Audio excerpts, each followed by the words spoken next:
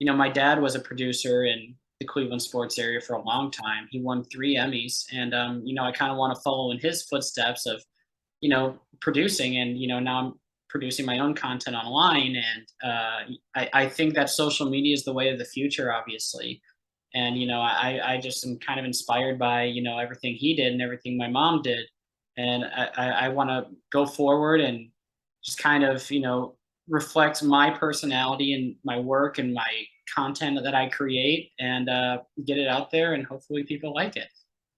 One more question. Do you Yeah. find it hard to put on your professional hat, like when you're trying to come up with a tweet for the Florida Everblades? You seem like you're pretty effortless on your own Twitter, but sometimes do you have to really, you talked a minute ago about strategy. What are some things that you think about that you want to do when you're working for a client?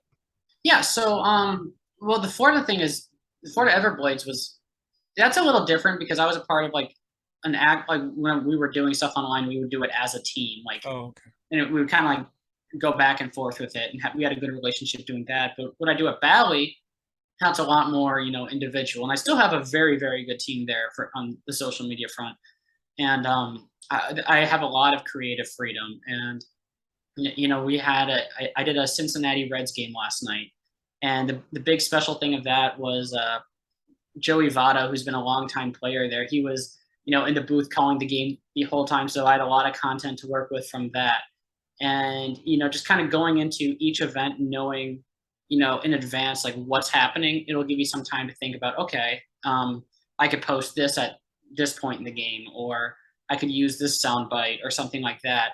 But yeah, I think that with that, I have a lot of creative freedom with Bowie because, again, sports and news, like I say, is always changing. There's always different stuff to work with. It's just kind of, you have to be on your toes when you're working a live event like that. When And you said you're working the game last night and Joey Votto was in the booth, where were you? What were you doing?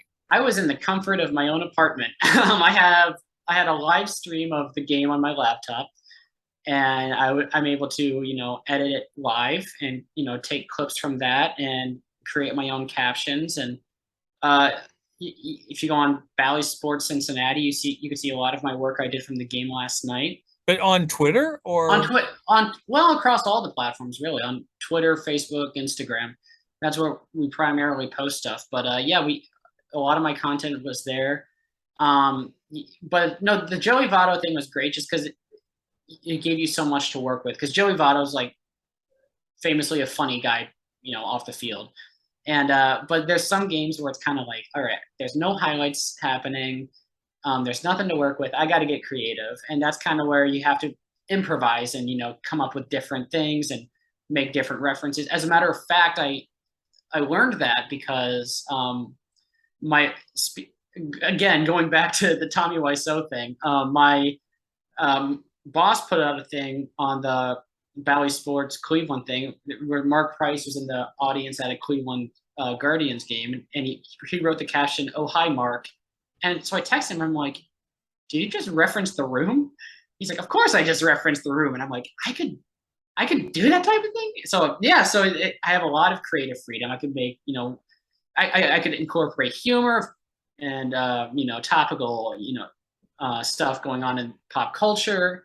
So it's just a very very wide spectrum of things I could pull from for sure. But there are times where it's a lot harder to work with than when there's an event going on like last night for sure. But that's when you have to be the most creative, I think. is there an expectation that you do X number of tweets or posts per hour? Well, it's interesting because I do social media for games in all four major American sports leagues, NFL, MLB, NBA, five, NHL and MLS. But yeah, each league has their own kind of different standards for just like legal purposes of like you can only use X highlights per game, or you can only use highlights that are this amount of time. So each league is different. So you have to. That's definitely something that needs to be considered when going into something like that. But I'm sorry. What was the other part of the question? No, I just was wondering if like I would think that'd be a lot of pressure if you're like having to come up with, 5 funny tweets per hour, or I mean, is there an expectation? Well, they don't necessarily have to be funny. I mean, I like using humor, but sometimes I do want to be more, news driven and matter of fact with it. Like more often than not, if you know, let's say Big Tom in Parma is watching, the Guardians game, like he doesn't want to laugh. He just wants his stats. So you kind of have to think of these people as well that are like just very matter of fact about things, and you want to give them the content, but at the same time you want to have content for people who are more interested in like pop culture things. So you kind of have to find the line to walk on when it comes to how do you appeal to the widest audience you can. You don't want to be too silly. Right, exactly.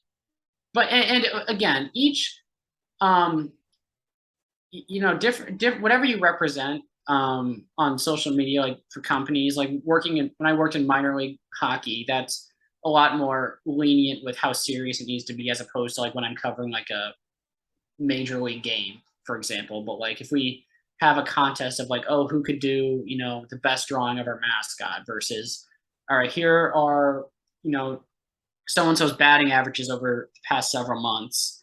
Like it just kind of the character, for lack of a better term, the character you're trying to portray.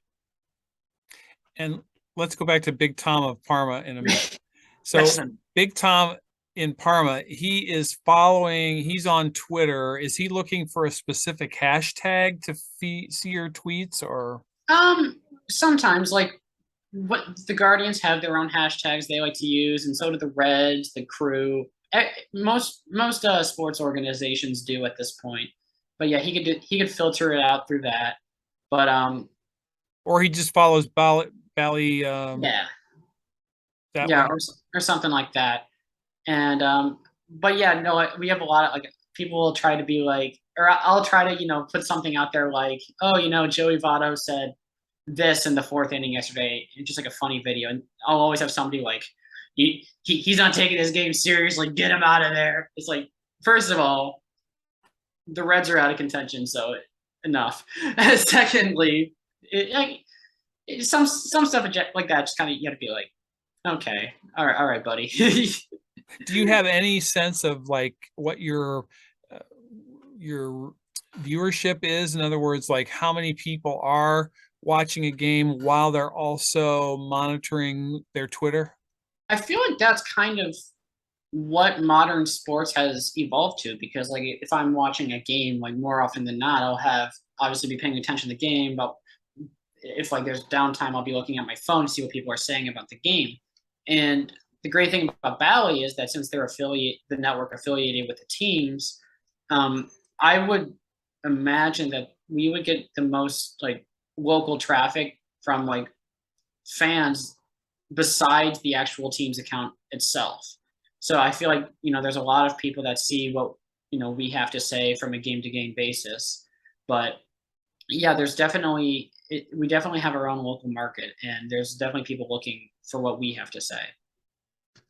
Well, one more question. I promise it's my last question. Have you met Stephen Kwan? I have not, and if I did, he's more than welcome. We have a pull-out couch. He's more than welcome to crash whenever he wants to. And yeah, so Stephen, if you're watching this video, well, no, I don't want any haters of Stephen Kwan listening to this. No, Bill and I will come for you. Just log off now, because we don't want you listening to this. Yes. If you're a Stephen Kwan, unfollow us. Don't watch this video. But really, who could be a Stephen Kwan hater, really? I don't know. I'll tell you who. Horrible human beings. Yeah, right. No, but no, he's awesome, and I mean, sky's the limit for him. He's our best outfield rookie we've had since Michael Brantley, I think. So I think he's going to be a lot of fun for many years to come. Well, Spencer, I think you're going to be fun for a lot of years to come. Thank you so much for being one of my awesome kid curators. I know you're not really a kid anymore, but it was fun to hear about kind of your starting out as a 12-year-old and where you are now, live tweeting during games. So Yeah, and what I tell people who ask what I do, and my general answer is, and of course, it's just like a watered down thing of what I do is I watch games and I tweet. At the end of the day, you should nice. you should try to have fun with whatever you do.